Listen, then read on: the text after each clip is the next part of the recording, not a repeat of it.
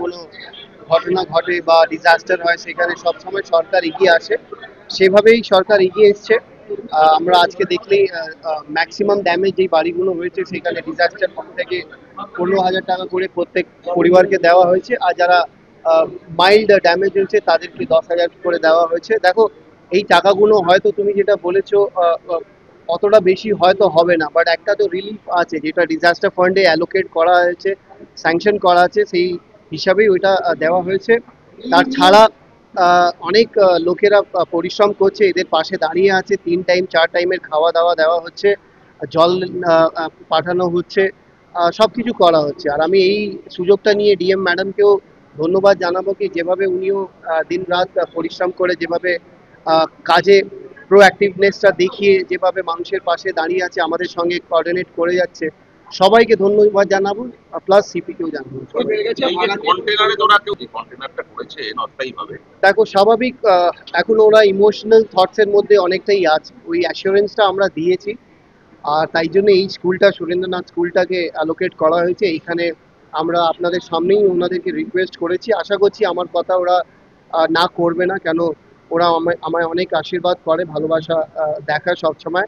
আশা করছি আজকে বিকেলের মধ্যে ওরা শিফটিং শুরু করে দেবে, আর এটাই আছে, ফিঙ্গার্স ক্রস। কিন্তু দেখুন, যাদের বাড়ি ভাঙে আর যারা অসুবিধার মধ্যে পড়ে তাদেরই এই চিন্তা ভাবনাগুলো তাদের মাথায় আসে, তারা ইনসিকিউর সবসময় থাকে, বাট ওই অ্যাসুরেন্সটা দেওয়ার আমরা আছি, মাননীয় মুখ্যমন্ত্রী আছে, আমাদের সরকার আছে।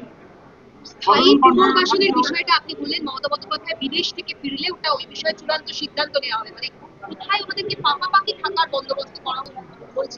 দেখো, অবশ্যই ওনাদের দাবি তো থাকবেই, কেন একটা জায়গাতে যারা এত বছর ধরে বসবাস করেছে সেইখান থেকে অবশ্যই তারা কেউ যেতে চাইবে না, বাট এইটাও আমাদের মাথায় রাখতে হবে, পুরো সার্ভে করে আমাদের যারা যারা ডেজিগনেটেড ডিপার্টমেন্টস আছে, যারা সার্ভে করে বলবে ওইখানে আগামী দিনে কি থাকা যাবে কি যাবে না, কোন জায়গায় কি করতে হবে না করতে হবে, অল্টারনেটিভ অপশনস আছে কি নেই, সেইগুলো এক্সপ্লোর করতে হবে। আর সেইগুলো কমিউনিকেট করলে আমার মনে হয় তারা অবশ্যই এরা স্পষ্ট করে বুঝতে পারবে। আমাদের কাজ হচ্ছে কমিউনিকেশন, কমিউনিকেশন হচ্ছে মোস্ট ইম্পর্টেন্ট মাধ্যম, যেখানে ওরা যেন কোনো মিস ইনফরমেশন যেন না পায়।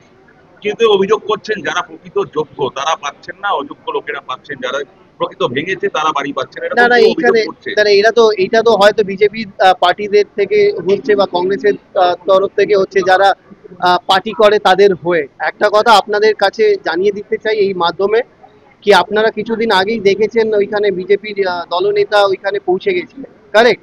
সেখানে পৌঁছে গিয়ে বলেছিলেন কি 5,000 টাকা করে দেবে। তারপরেই কিন্তু স্থানীয় মানুষকে জিজ্ঞেস করা হলো কি আপনাদেরকে কি টাকা দিয়ে গেছে, তারা সবাই একটা ভিডিও মাধ্যমে বললো আমাদেরকে একটা টাকাও কিন্তু তারা দিয়ে যায়নি। তাহলে আপনারা বুঝতেই পারছেন এটা হচ্ছে মিথ্যেবাদী দল, যেটা সবসময় মিথ্যে প্রচার করে আর মানুষকে ঠকায়, মানুষকে অন্যদিকে পাঠানো করার চেষ্টা করছে আর নোংরা রাজনীতি করার চেষ্টা করছে। দেখুন, আমি সবসময় বলেছি, কেউ যদি কোনো দল যদি এসে এখানে খাওয়া দাওয়া যদি দিতে চায় তারা ওয়েলকাম আছে, বাট এই সুযোগটা নিয়ে কেউ যেন রাজনীতি নোংরা না করুক, কেন এখন মানুষের পাশে দাঁড়াতে হবে, আমাদেরকে মানুষের পাশে দাঁড়াতে হবে, সেখানে কোনো রাজনীতি করা চলবে না। পড়ে যাবেন তো।